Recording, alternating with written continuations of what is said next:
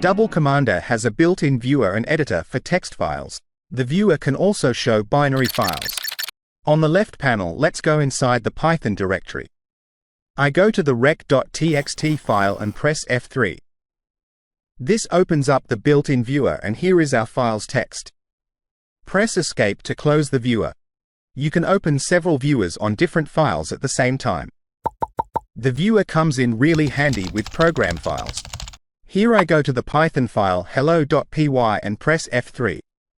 You can see it supports syntax highlighting. The viewer enables you to conveniently take a peek at different code all around the file system. Next, let's go to a binary file, this one, and press F3. This is what it looks like in text view. We can change the view by going to the View menu. Here we have a few options. Each one has a quick hotkey. 1, 2, 3, etc. I'll press 2. This is binary view. 3 is hex view, very convenient in embedded programming. 4 is decimal view, and so on. The viewer will also show images when used on image files. There is also a quick editor. Let's go again to hello.py, and this time we press F4. A built-in editor opens up, and here we can edit our file.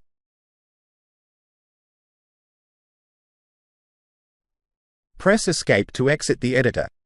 If you haven't saved your changes, it will prompt you to do so. I'll discard the changes in this case. If you like, you can tell Double Commander to use a different editor or viewer. Let me show you how to configure it to use Notepad++ as an editor. Go to Configuration, Options, and scroll down to Editor.